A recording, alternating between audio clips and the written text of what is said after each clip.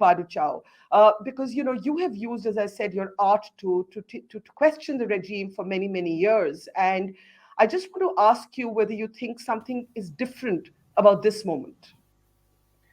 Well, I definitely think this protest is something that's so unusual that we haven't been seen since the Tiananmen movement in almost 35 years. This is something really, really extraordinary. I'm saying this because this kind of protest in China time to time we see the great movement from Hong Kong in 2009. But this time we've never seen so many cities spontaneously doing protests again and again. And it's not just lasting one day, it continues. It's creating a circle for itself. Like initially it was a protest for the zero COVID lockdown. Then the second day when some protests are arrested, then the people will go back to the street and demanding the release of them. So a circle has been created. The first card of the domino has fallen. That is why I do think this is very special. And you say, Baruchao, that the first card is falling, and we saw some of that artwork there, your brilliant artwork, and we'll see more of it as we go along. But why is this different? Is this about COVID or is this about something else? Because the chants on the street, Baruchao, are Xi Jinping step down. Exactly. I mean, the fire actually burning quite early before the 20th Congress.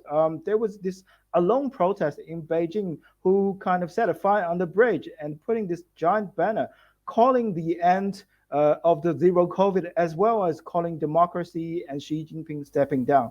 He was arrested swiftly, but his image, his video was circulating among China. But by the time, not many people echoing with this alone protest because people are expecting that after maybe Xi Jinping getting his lifelong power during the 20th Congress, then the China will reopen itself. It will ending or ease, at least ease the COVID brutal policy. But the expectation has been frozen with the new wave of locking down.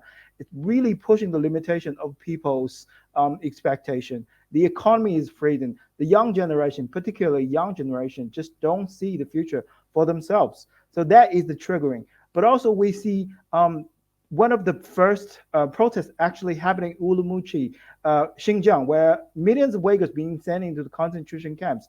And this is probably the most impossible place that you see such type of great protest happen. So if in such a bad place, people are still brave enough to step out, to go on the street, then the rest of the city is well echoing. And this is also what we see here.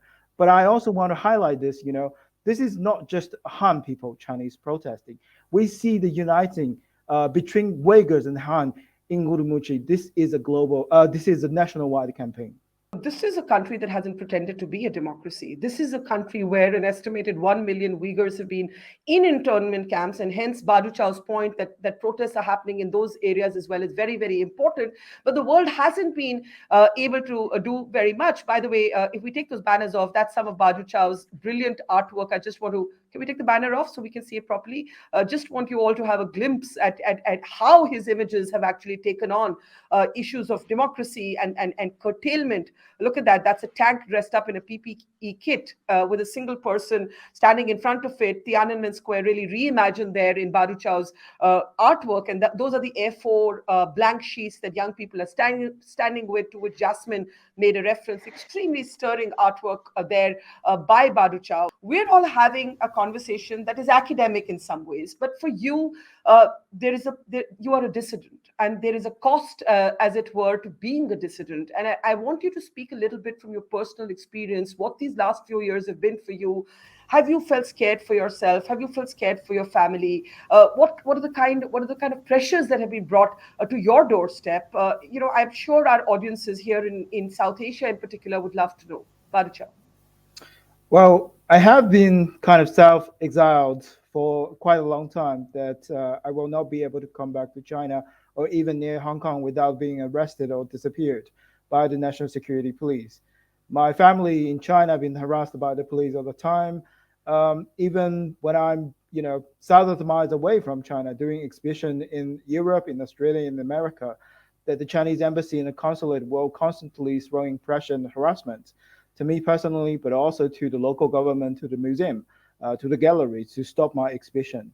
I have to say that now, with the growing of China's influence, it is not just personal to me, a Chinese dissident artist, but also it has everything to do with every citizen around the world, in the democracy, in the West, in India, in any other countries. What we're seeing, China has grown from authoritarian regime become a totalitarian regime. It is waging threatening globally, not just economic pressure, but also with the potential war that are happening between China and Taiwan, an invasion that are happening in Taiwan, then it certainly poses a world threat to the peace, to everyone. So I actually want to highlight this. This revolution, protest, nationwide movement that happening in China is actually also the business of all of us who are not in China, because only a democratic China will be a force for the peace of the world. A authoritarian regime, a dictatorship of China, meaning that the world peace will always be in danger. Do you think you could ever? You said today, if you went back even till Hong Kong, you would be arrested or disappeared, which is of course a metaphor for something even more dire than being jailed. Do you think you could ever go back to China in your lifetime, Baducha? Well, I think with the development at this moment, seeing all the protests in every cities, especially the younger generation's passion, that I do see the hope now. I see hope more than any time. Remember, this protest is taking place in the context of the zero COVID policy. Can we please play those pictures and just take the banner off there? You see how Badiucao uses the PPE kit as a kind of symbol of weaponization by the state. And in particular, an image that we'll just see of a tank that is draped in a PPE kit with a lone man standing in front of it. There it is. It's so powerful. It really takes you back to Tiananmen, but in a new sort of way. Badhuchao, talk a little bit about these images and and what you're trying to convey. Some of us, of course, have been following the protest, but for others who may not have been. I think every protest that happened in history, even though it got cracking down, even though it had to experiencing massacre and losing the hope for the moment, but it's serving a very much long purpose for the future. And this is exactly why I would referencing the Tiananmen massacre and the movement and the brave tank men and the connecting the history to this moment, to now the protest at this moment. I think it's very important that we remember those moments and carrying the fires. You know, all those inspiration joined from 1989, but also from the Hong Kong protest in 2019 and now, and nothing has been wasted. Even though a lot of people, sacrifice their lives, a lot of people go to the jail. It seems like the previous protest never success, but it buried a seed and it's growing now, and it will become a tree, become a forest. Well, I think the opportunity is in the hands of the people. That we've already seen that for so many years, China is such a quiet place. You don't see massive protests, but this is the very first step after several decades. For me, that's a difference from 0 and 1. Of course, we cannot hope just one protest, one strike will completely change China. But this 0 to 1 change, this first step, has become a very important change that in China people's minds, that stepping on the street and protest is no longer out of the option, and that's most important things. Of course, we are expecting, tear gas, batons, even bullets, tanks possible in the future, but we still have the hope in the people's hearts.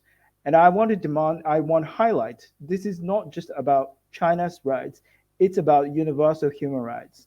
So I want to calling the international society, focusing on this news, supporting the people from China, because this is also your rights.